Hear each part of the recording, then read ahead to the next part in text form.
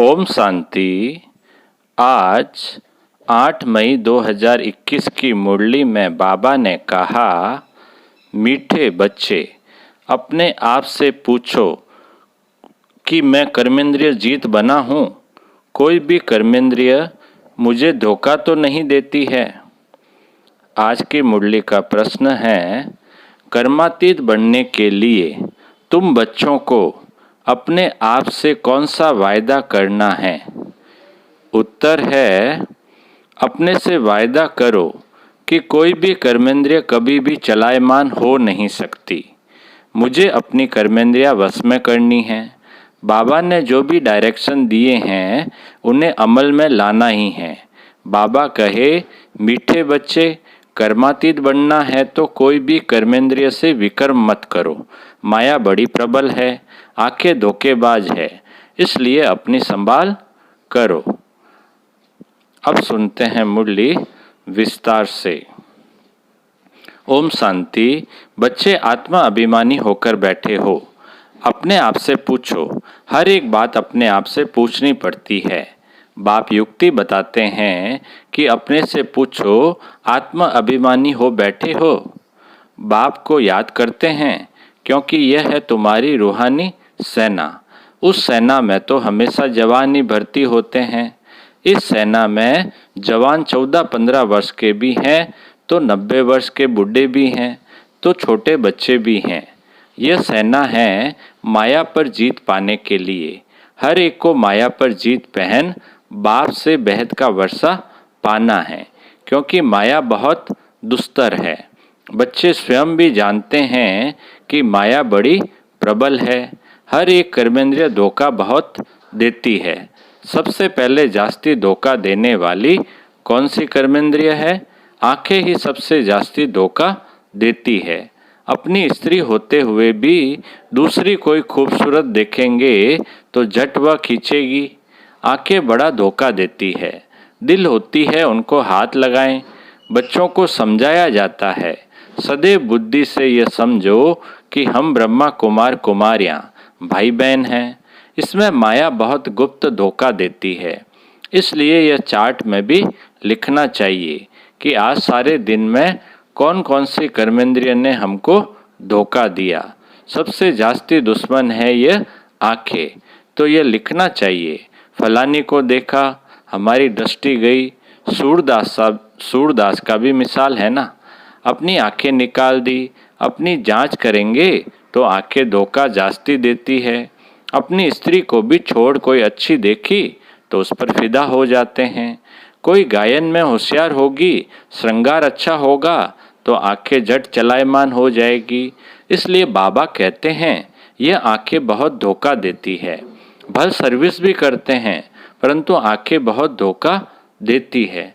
इस दुश्मन की पूरी जांच रखनी है, नहीं तो समझो हम अपने पद को भ्रष्ट कर लेंगे। जो समझदार बच्चे हैं उनको अपने पास डायरी में नोट करना चाहिए। फलानी को देखा तो हमारी दृष्टि गई, फिर अपने को आप ही सजा दो। भक्ति मार्ग में भी पूजा के टाइम बुद्धि और तरफ भागती है तो अपने को चुटकी से काटते हैं। तो जब ऐसी कोई स्त्री आदि सामने आती है तो किनारा कर लेना चाहिए। खड़े होकर देखना नहीं चाहिए। आंखें बहुत धोखा देने वाली है, इसलिए सन्यासी लोग आंखें बंद कर बैठते हैं। स्त्री को पिछाड़ी में, पुरुष को आगे में बिठाते हैं। कई ऐसे भी होते हैं जो स्त्री को बिल्कुल देखते नहीं हैं। तुम बच्चों को तो बहुत मेहनत करनी है। विश्व का राज्य भाग्य लेना कोई कम बात थोड़ी है। वो लोग तो करके 10, 12, 20 हजार, 1-2 लाख करोड़ इकट्ठा करेंगे और खलास हो जाएंगे। तुम बच्चों को तो अविनाशी वर्षा मिलता है, सब कुछ प्राप्ति हो जाती है। ऐसी कोई चीज़ नहीं रहती जिसकी प्राप्ति के लिए माथा मारना पड़े। कलयुग अंत और सतयुग आदि में रात दिन का फर्क है। यहाँ तो कुछ भी नहीं है। अभी तुम्हारा यह है पुरुषोत्तम संगम युग। पुरुषोत्तम अक्षर जरूर लिखना है। मनुष्य से देवता किए, तुम अभी ब्राह्मण बने हो। मनुष्य तो बिल्कुल घोर अंधियारे में है। बहुत है जो स्वर्ग को देख न सके। बाप कहते हैं, बच्चे तुम्हारा धर्म बहुत सुख देने वाला है, मनुष्यों को थोड़ा ही कुछ पता है। भारतवासी भी भूल गए हैं कि हेवन क्या चीज़ है। क्रिश्चियन लोग भी खुद कहते हैं हेवन था। इन लक्ष्मी नारायण को गॉड गॉडेस कहते हैं ना, तो जरूर गॉड ही ऐसा बनाएंगे। तो बाप समझाते हैं मेहनत बहुत करनी है। रोज अपना पोता मेल देखो, कौन सी कर्मेंद्रिय ने हमको धोखा दिया। मुख भी बहुत धोखा देता है। आगे कचहरी होती थी, अब अपनी भूल बताते थे। हमने फलानी चीज़ छिपाकर खा ली। अच्छे अच्छे बड़े घर की बच्चियां बतला देती है, ऐसे ऐसे मायावार करती है। छिपाकर खाना भी चोरी है, सो भी शिव बाबा के यज्ञ की चोरी, यह तो बहुत खराब है। कक का चोर सो लक का चोर, माया एकदम नाक से पकड़ती है। यह आदत बहुत बुरी है। बुरी आदत होगी तो हम क्या बनेंगे। स्वर्ग में जाना कोई बड़ी बात नहीं है, परंतु उसमें फिर मर्तबा भी तो है ना। कहाँ राजा कहाँ प्रजा, कितना फर्क है। तो कर्मेंद्रियां भी बहुत धोखा देने वाली है, उनकी संभाल करना चाहिए। ऊंच पद पाना है तो बाप के डायरेक्शन पर पूरा चलना है। बाप डायरेक्शन देंगे, माया फिर बीच में आकर विघ्न डालेगी। बाप कहते हैं भूलो मत, नहीं तो अंत में बहुत पछताएंगे। नापास होने का फिर साक्षात्कार भी होगा। अभी तुम कहते हो हम नर से नारायण बनेंगे, परंतु अपने से पूछो, अपना पोता मेल निकालो। बहुत है जो मुश्किल समझकर अमल में लाते हैं, परंतु बाबा कहते हैं इससे तुम्हारी उन्नति बहुत होगी। सारे दिन का पोता मेल निकालना चाहिए। यह आंखें बहुत धोखा देती है। कोई को देखेंगे तो ख्याल आएगा यह तो बहुत अच्छी है, फिर बात करेंगे। दिल होगी उनको कुछ सौगात दूं, यह खिलाऊं, वही चिंतन चलता रहेगा। बच्चे समझते हैं इसमें मेहनत बहुत बड़ी है, कर्मेंद्रियां बहुत धोखा देती है। रावण राज्य है ना, बाप कहते हैं वहाँ चिंता की कोई बात नहीं होती है, क्योंकि रावण राज्य ही नहीं, चिंता की बात ही नहीं। वहाँ भी चिंता हो तो फिर नरक और स्वर्ग में फर्क ही क्या रहे। तुम बच्चे बहुत बहुत ऊंच पद पाने के लिए भगवान से पढ़ते हो। बाप समझाते हैं माया निंदा कराती है। तुमने अपकार किया, मैं उपकार करता हूँ। बच्चे तुम अगर कुदृष्टि रखेंगे तो अपना ही नुकसान करेंगे। बहुत बड़ी मंजिल है, इसलिए बाबा कहते हैं अपना पोता मेल देखो, कोई विक्रम तो नहीं किया, किसको धोखा तो नहीं दिया। अब विक्रमाजीत बनना है। विक्रमाजीत के संवत का किसको पता नहीं है, सिवाय तुम बच्चों के। बाप ने समझाया है विक्रमाजीत को 5000 वर्ष हुए, फिर विक्रम करते हैं तो वाम मार्ग में जाते हैं। कर्म अकर्म विकर्म अक्षर तो है ना। माया के राज्य में मनुष्य जो भी कर्म करते हैं वह विकर्म ही बनता है। सतयुग में विकार होते नहीं, तो विकर्म भी कोई बनता नहीं। यह भी तुम जानते हो, क्योंकि तुमको ज्ञान का तीसरा नेत्र मिला है। तुम त्रिनेत्री बने हो, तो त्रिकालदर्शी त्रिनेत्री बनाने वाला है बाप। तुम आस्तिक बने हो, तब त्रिकालदर्शी बने हो। सारे ड्रामा का राज बुद्धि में है। मूल वतन, सूक्ष्म वतन, स्थूल वतन, 84 का चक्र फिर और धर्म वृद्धि को पाते हैं। वह कोई सद्गति नहीं कर सकते, उनको गुरु भी नहीं कह सकते हैं। सर्व की सद्गति करने वाला एक ही बाप है। अभी सबकी सद्गति होनी है। वह धर्म स्थापक कहे जाते हैं, गुरु नहीं। धर्म स्थापक धर्म स्थापन करने के निमित्त बने हैं, बाकी सद्गति थोड़े ही करते हैं। उनको याद करने से कोई सद्गति नहीं हो सकती, विकर्म विनाश नहीं हो सकते। वह सब है भक्ति। तो बाप समझाते हैं माया बड़ी दुस्तर है, इस पर ही लड़ाई होती है।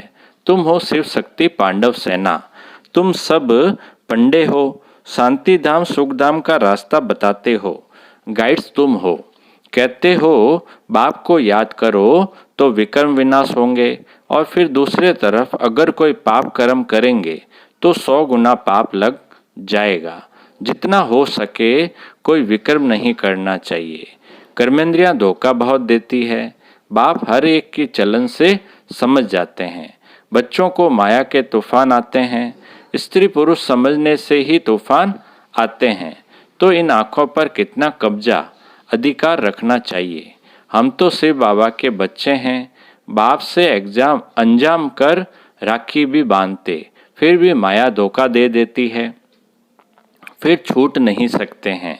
कर्मेंद्रियां जब वश हो तब कर्मातीत अवस्था हो सके। कहना तो सहज है कि हम लक्ष्मी नारायण बनेंगे, परंतु समझ भी चाहिए ना।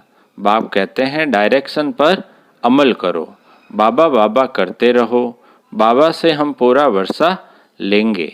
ऐसा टीचर कभी भी कहाँ भी नहीं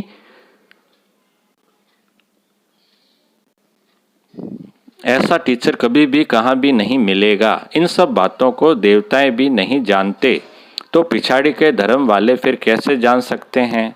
बाबा कहते हैं मैं कुछ कहूँ तो भी समझो। यह शिव बाबा कहते हैं। ऐसे मत समझो कि यह दादा कहते हैं। यह तो मेरा रथ है, ये क्या करता। तुम बच्चों को राजाई मैं देता हूँ, ये रथ थोड़ी देता है। यह तो बिल्कुल बेगर है। यह भी बाबा से वर्षा लेता है। जैसे तुम पुरुषार्थ करते हो वैसे यह भी करता है। यह भी स्टूडेंट लाइफ में है। यह रथ लोन पर लिया हुआ है, तमो प्रधान है। तुम पूज्य देवता बनने के लिए, मनुष्य से देवता बनने के लिए पढ़ते हो। कोई की तकदीर में नहीं है तो कहते हैं मुझे तो संशय है। शिव बाबा कैसे आकर पढ़ाते हैं मुझे तो समझ में नहीं आता है। बाप की याद बिगर विक्रम विनाश हो न सके, पूरी सजा खानी पड़ेगी। यह राजा स्थापन हो रही है। राजाओं को कितना दासियां होती है। बाबा तो राजाओं के कनेक्शन में आया हुआ है। दासियां दहेज में देते हैं। यहाँ इतनी दासियां हैं तो सतयुग में कितनी होगी। यह भी राजधानी स्थापन हो रही है। बाबा जानते हैं क्या क्या कर रहे हैं। हर एक के पोता में से बाबा बता सकते हैं। इस समय मर जाएं तो क्या बनेंगे। कर्मातीत अवस्था को पिछाड़ी में सब नंबरवार पाते हैं तो वह यह कमाई है।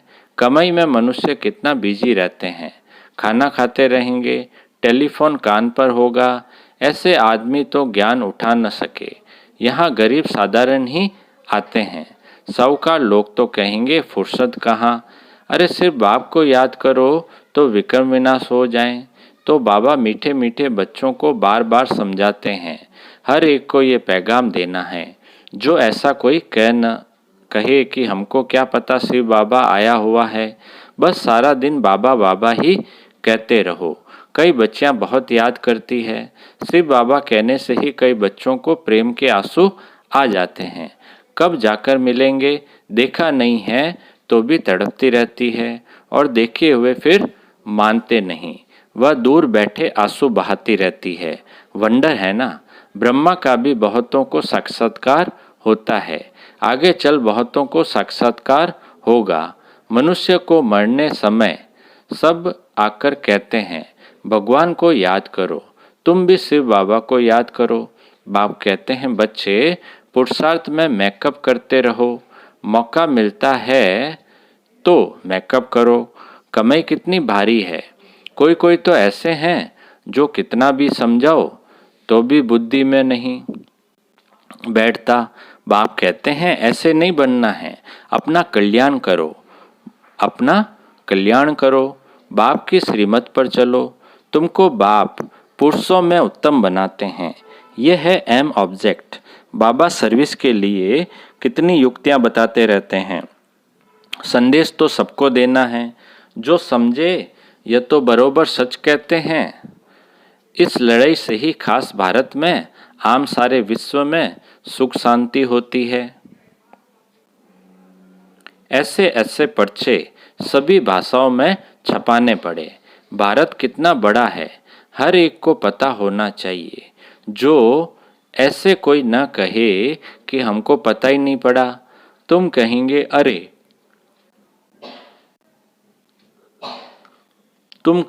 अरे, एरोप्लेन से पर्चे गिराए, अखबार में डाला, तुम जागे नहीं, यह भी दिखाया हुआ है। अच्छा अच्छा, बाप दादा बोले, मीठे मीठे सिकिलदे बच्चों प्रति माता पिता बाप दादा का याद प्यार और गुड मॉर्निंग।